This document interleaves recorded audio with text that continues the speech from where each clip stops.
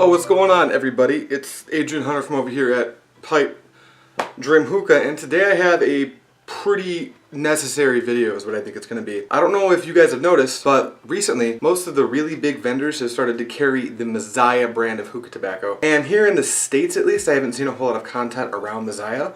So I'm going to start cranking out reviews here and there on the Mazaya stuff. Now it's not going to be organized like the fakher series where it's like every 2 weeks you get one pretty much. But I think I'll probably do like one, maybe two a month. It depends on how that month goes. But today I wanted to bring you guys a packing method on Mazaya, and we're actually going to do it for both the funnel style variation of bowls and the Egyptian bowl. I'm going to do them both in one video since it's going to be more sporadic, these Mazaya reviews. The reason I did separate videos for the fakher series is because I do so many fakher reviews. I wanted to be able to link you to the separate packing methods. That said, today we're going to be packing some Mazaya watermelon mint and some Mazaya lemon mint.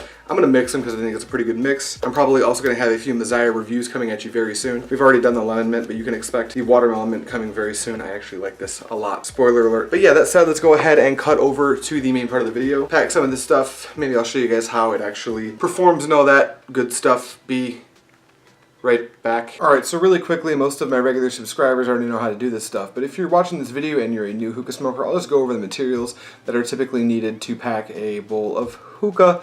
Now, if you don't have a funnel bowl, and most people don't start out with them, we usually start out with these. These are Egyptian bowls. I'll be doing a video on the importance of these soon, but just know that they're cheap, they're very affordable, and they do work. So we're going to start here, and then we'll do the funnel bowl packing right after. But you're going to need an Egyptian bowl or some type of bowl that you're going to pack your tobacco into.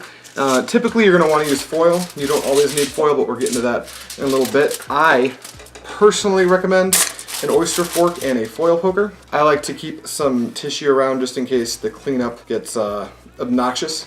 And then obviously we're going to need some tobacco. Like I said in the beginning of this video, we're going to be using Mazaya lemon mint and some of this Mazaya watermelon mint, which I've been a pretty big fan of thus far. Now, we know what we need, we know what the materials look like. Let's just go ahead and get into the packing method. Mazaya can actually take a lot more heat than some other blondes that I've noticed.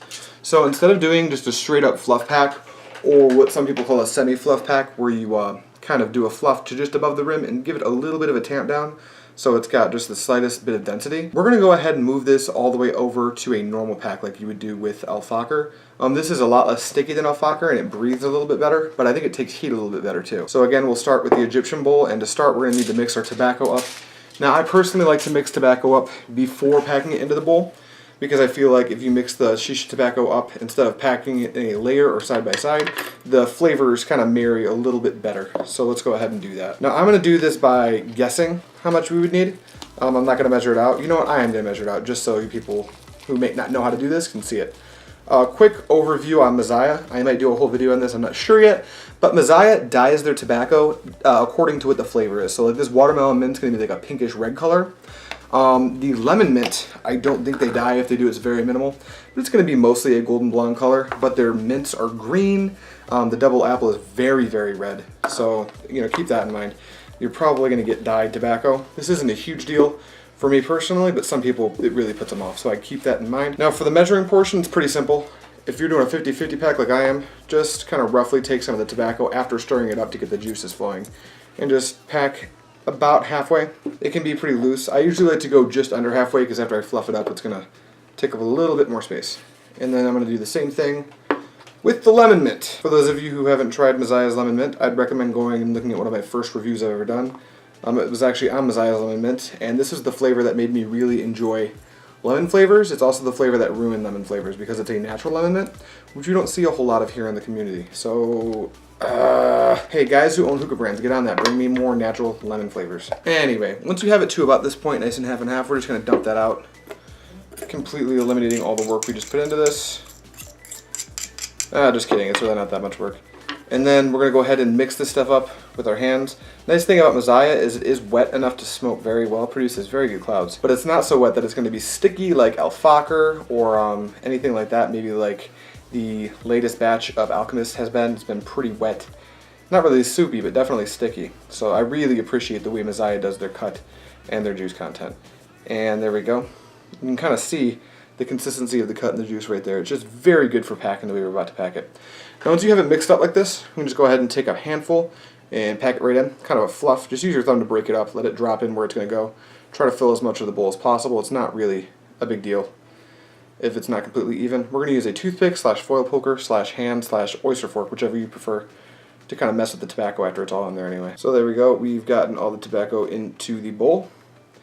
Now at this point I'm going to clean my hands up because they're filthy right now, and we really don't need to get our hands dirtier from this point. So let me do that really quick. Alright, so now we have something that looks like this, and honestly if you wanted to throw foil on it and smoke it, it would probably perform pretty well. Mazaya actually performs pretty well in most conditions, but we're going to try to optimize it a little bit here. So what you really want to do is take, like I said, foil poker, toothpick will work. You can even use an oyster fork if you want. If you don't have any of those things, just use your fingers. It's not a big deal. But you want to lightly adjust the tobacco off of the rim of the bowl, because you don't really want the tobacco to be on the rim when you foil it. It's going to scorch and you're going to get a pretty nasty flavor in the beginning part of your session.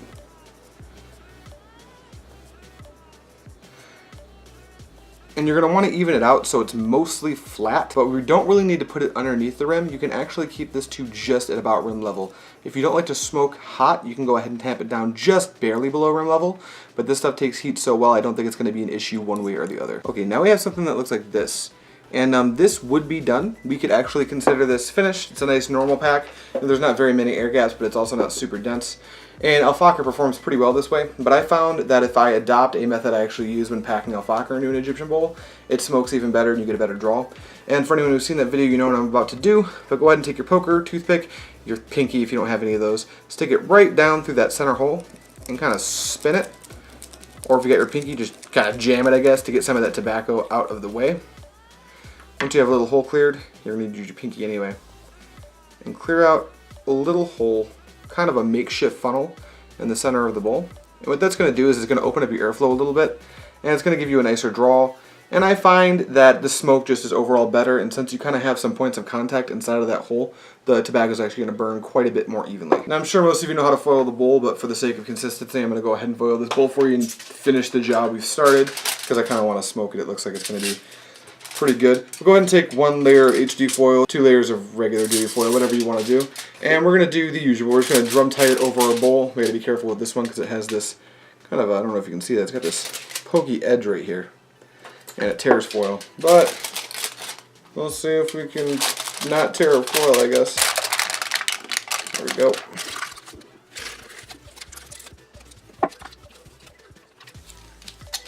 Nice and drum tight. And then we poke our holes. Now, this is kind of important if you're going to poke holes in an Egyptian style bowl. One thing I would avoid doing if you pack the Mazaya the way I've packed it here is poking any holes in the middle, as they're going to be directly over the makeshift spire. And you're going to start to pull hot air for no reason. It's not going to make contact with any tobacco. There's no reason to do that. So everything in this kind of center region of the bowl, I just leave straight foil. I just poke a 3-ring pattern on the outside. I like to start from the outside and just poke holes at about this frequency. You can do a little more, a little bit less. If you pack less holes, your draw is going to be a little bit more restricted, and you're going to get a little less heat inside of the tobacco itself, which can be nice in certain situations. Maybe you are not a hot smoker. I am a hot smoker, so I tend to do things in a way that I don't necessarily recommend to people watching my videos. Also, packing holes on camera is super awkward, but it'll look something like that. This is actually going to be a finished bowl of Mazaya lemon mint and Mazaya watermelon mint. Now let's go ahead and put this to the side and try our hand at packing it into a funnel bowl. Now this is going to be an alpaca rook bowl, the red and black color. This is actually a pretty sweet bowl. And a quick note about packing Mazaya into a funnel style bowl. Mazaya does like a lot of heat. It also likes to be a little bit deep. You know, it's not really dense or anything. It's kind of fluffy, but it's somewhere in between fluffy and dense. But that's not really the point. It likes a little bit of depth because you can get 2 rounds of coals. And the tobacco burns very evenly, so I find the flavor profile tends to be much more deep and accurate if you use a deep bowl like this. You can use a thinner bowl. You can use something like the smaller version of this, which is the mini rook or even the fudge bowl. Those are going to work just fine, but I have opted to use one of these today because I'm going to smoke this and I want a really good session, so that's what we're going to do. So same thing, let's go ahead and make our mix-up of Mazaya watermelon mint and Mazaya lemon mint. You know what? This one's just going to be the watermelon mint, actually. I think I want to smoke the watermelon mint by itself and maybe give the Egyptian bowl to my roommate. What's nice about packing a single flavor is there's really no need to use a paper towel. You're not mixing it or anything. So what I'm going to do here is I'm going to pack this using the oyster fork almost the entire time. But if you want to use your fingers, you can. Just do the same thing I was doing with the Egyptian bowl, where you kind of grab it and sprinkle it using your thumb to break up the tobacco. what we do here is we make sure it's all mixed up and fluffy. We take our bowl, we just take some piles of tobacco like that, scoop it in there, kind of breaking it up, evening it out, trying to make it look something like that. And we're going to do that all the way around the bowl. And what's nice about this is you don't get your hands super gross and grody with all that molasses and honey and whatever it is they put in this Mazaya. Actually, I'm pretty sure Mazaya strictly uses a mixture of molasses and glycerin, but I'm not sure. It's been a while since I've reviewed a Mazaya flavor. And when you do as many reviews as I do, you forget stuff. So, more information coming on the watermelon mint review. Yeah, with an oyster fork, you want to get it to just about this level, and honestly, like the Egyptian bowl, you could foil it here and be just fine. I'm just going to make some micro adjustments to optimize the performance of the tobacco itself. Now here, we're not worried about making a spire in the center because our bowl did it for us. So what we're going to do is we're going to do the same thing we did with the Egyptian bowl and kind of clear the tobacco off of the rim. Try to put it all into the center mass that's around the spire. And keep it as even as possible. You know, you really don't want any spots that are going to be hot or burn unevenly, because that's going to make for a pretty underwhelming session. This one didn't need a whole lot of management. Just put it down to about, get that piece and that piece again because it came off. Yeah, something like that's going to be pretty optimal. And one last little thing you can do is just, since it's just above the rim, you can tamp it down very lightly. It's not going to affect the performance really. And then it'll look something like that, and that's going to smoke pretty well. Now to keep forming the video, I'm going to foil this for you, and then we'll go over and check out how they smoke. Okay, I am a much bigger fan of foiling funnel bowls because they tend to be more consistent, and they won't tear your foil as quickly. So that's nice. But we're going to go ahead and just foil it. Get it nice and drum tight. This is a pretty wide bowl, so it can be a little tricky to torque your foil down drum tight. But that's fine. It's not a huge deal. Once you got it all nice and drum tight, we're just going to poke some holes. This is going to be the same situation as the funnel bowl. 3-ring hole pattern with nothing in the middle because it's kind of weird to put holes directly over where your spire is. There's a few exceptions in different tobaccos, but we'll go over that in a different video. But like I said, simple 3-ring hole pattern. Something like that should work perfect for this bowl. I think that I'm going to, I don't really know whether I want to show you the performance of this bowl or this bowl. So what I think I'm going to do is I'll show you the performance of the pack method on the Egyptian bowl, and then I'll do the review with the, I'll do a review on the watermelon mint using this bowl. Record them in the same day. Is that how we do this? I think that's how we do this. Alright guys, sorry for that being so long-winded. Since I didn't really want to do 2 separate videos for each packing method, this is kind of going to be a long video to start with. But we're going to wrap it up here. I just want to show you guys how it performs. I actually just put the coals down, so I'll show you a little bit in the very early parts of the session, then I'll cut to like 15 minutes in and see what you can expect when you're getting, you know, full heat and you're getting full cloud content and all that good stuff. So, let's go ahead and start by seeing what it's like right off the bat.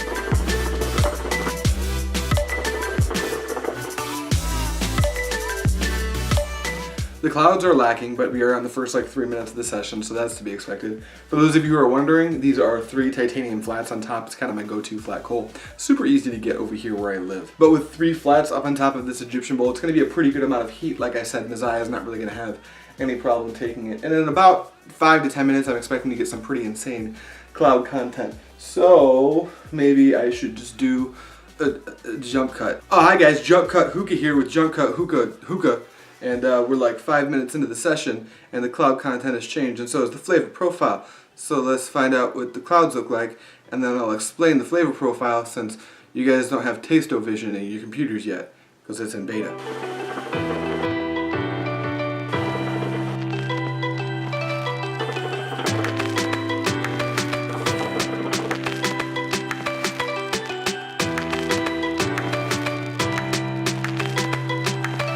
Yeah, obviously the clouds are pretty big. They might get even a little bit bigger as I smoke, but I'm not gonna jump cut to 20 minutes into the video because that would involve me sitting in front of the camera for 20 minutes like a lunatic. But yeah, cloud content's great. This flavor profile on this mix is actually outstanding. The Mazaya lemon mint is a natural lemon mint with a lot of zest in it. Again, there's a link to the review on that if you're interested. I'm thinking about doing an updated review since that was one of my first reviews and I didn't know what I was doing. Let me know if you want to see an updated Mazaya lemon mint review with my new camera and I guess that's all that really changed. And then the Mazaya watermelon mint is actually kind of a sweet watermelon flavor, kind of like a watermelon Jolly Rancher. And they mix to make this really nice medley of lemon and watermelon and mint flavors. They're taking heat pretty well too. But yeah, as long as you pack the Mazaya in the way I showed you in this Egyptian bowl, and it's actually going to perform very similar in the funnel bowl. One thing you could probably expect is bigger clouds. Funnel bowls tend to produce actually slightly larger clouds than Egyptian bowls for various reasons I'll probably cover on a video in the future. Maybe we'll do a topic on that in the AM Hookah podcast, shameless self-promotion. I'll leave a link to the newest episode down below, and if you tune in on Monday, assuming this video was uploaded before this Monday, we're doing a video on from the beginning, you know, setting up our own setups, talking about them, talking about everyone else's setups, maybe talking about what people had as their first setup. So that's pretty cool. But yeah, this packing method, it should work for almost any Mazaya flavor. The one thing I will say, just really quickly before I do end the video, is that the lemon mint is the most heat resistant Mazaya flavor I've had so far. So if you're packing just straight lemon mint, you could actually probably get it a little bit higher and a little bit more dense. And if you wanted to use something like a heat management device, there's only one change. If your Egyptian bowl is big enough to use a heat management device, you can do it here as well, but I would recommend it with a funnel bowl. And all you really got to do is pack it even a little bit higher than you would have when you're fluffing it, and then tamp it down to exactly the height of the rim itself. That's going to give you good contact with the HMD, whatever you're using, whether it be the Cloud Lotus Plus, the Ignis, the original Cloud Lotus, or whatever other metal device you're using to put coals in on top of your hookah.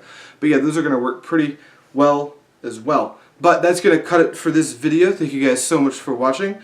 I will see you on the next one, and as always, happy smoking.